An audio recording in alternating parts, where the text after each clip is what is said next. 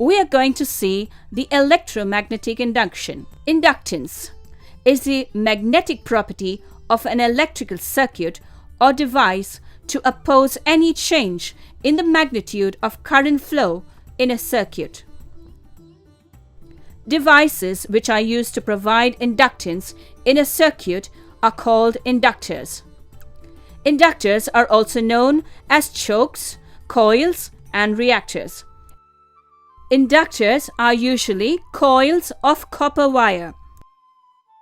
The effect of induction is based on the principle of Faraday's laws of electromagnetic induction. When an alternating current flows in a conductor, the current periodically changes its magnitude and the direction. As such, the magnetic field it produces also changes. At any instant, the direction of the magnetic field is determined by the direction of the current flow. With one complete cycle, the magnetic field around the conductor builds up and then collapses. It then builds up in the opposite direction and collapses again. When the magnetic field begins building up from zero, the lines of force or flux lines expand from the center of the conductor outward. As they expand outward, they can be thought of a cutting through the conductor. The inductance of an inductor is primarily determined by four factors: type of core, relative permeability of the core materials, number of turns in the coil, spacing between turns of the coil, length of coil over core, cross-sectional area of the core, diameter of the coil or core. If soft iron is used as a core material instead of hardened steel, the coil will have more inductance. If all the factors are equal, an iron core inductor has more inductance than an air core inductor. This is because iron has a higher permeability, that is, it is able to carry more flux. With this higher permeability, there is more flux change and thus more EMF for a given change in current. Adding more turns an inductor increases its inductance because each turn adds more magnetic field strength to the inductor. Increasing the magnetic field strength results in more flux to cut the turns of the inductor. When the distance between the turns of wire in a coil is increased, the inductance of the coil decreases. With widely spaced turns do not link together. As the turns come closer together, more lines will link up. An inductor stores energy in a magnetic field created by the current.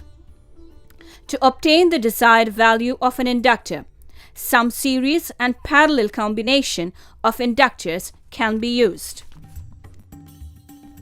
Basically, all inductors are made by winding a length of conductor around a core.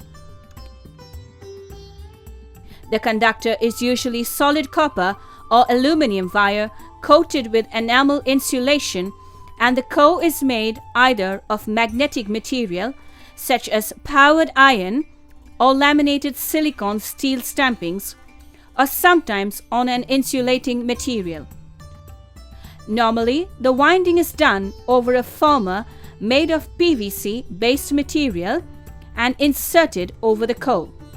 If heavy wire is used in making the inductor, a bobbin is actually not needed. The rigid loops of wire support themselves. When a magnetic core is not used, the inductor is usually referred to as an air core inductor. The inductor is used to induce a momentary high voltage to fire the lamp.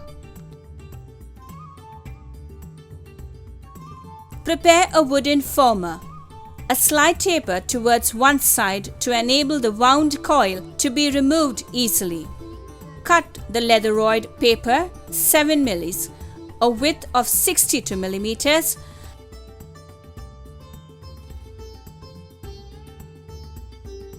and wrap tightly twice around the bobbin of the former and fix it with sellotape.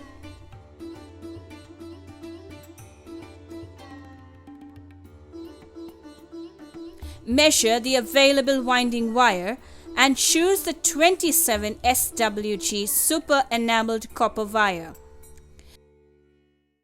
Insert the ampere sleeve 2 mm in the starting lead and fix it properly with sellotape along with 2 twine threads.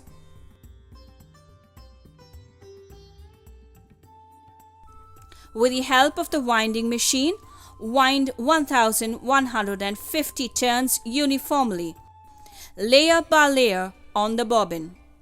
Exercise care to avoid formation of knots or sharp bends or nicks in the winding wire. Insulate each layer with fish paper. Provide sufficient end leads.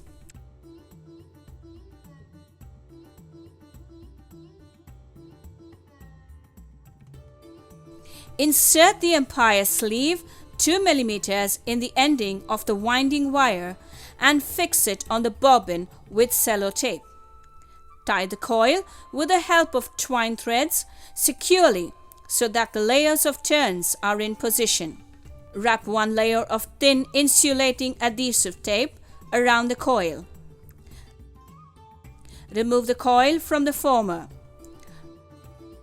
Repeat steps and make another coil. Insert the given coil lamination one by one alternatively into the coils without damaging the coil insulation.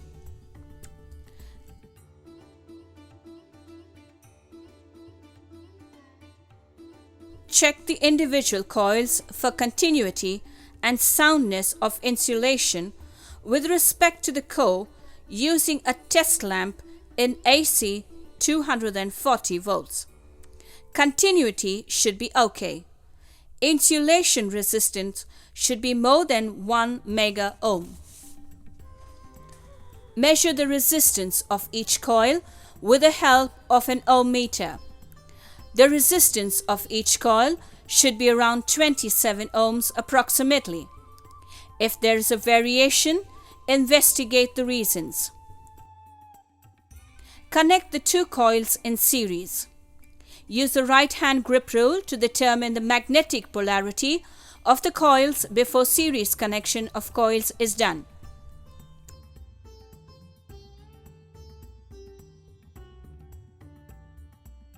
Assemble the core and winding inside the metal cover. Disconnect the choke from the tube light fitting and remove it from the base. Fix the newly wound choke in place of the old one and connect the choke to the tube light circuit. The instant start or quick start method of starting fluorescent lamps consists of an auto transformer connected across the tube. On the instant the switch is on, a very high voltage in the order of 5 kV is produced by the auto transformer across the cathode. This high voltage breaks down the resistance of gas between the cathode and strike the arc. The arc quickly heats up the filament in the cathode, which then supplies electrons to sustain the arc. The fluorescent lamp, designed for instant starting, has only one terminal at each end.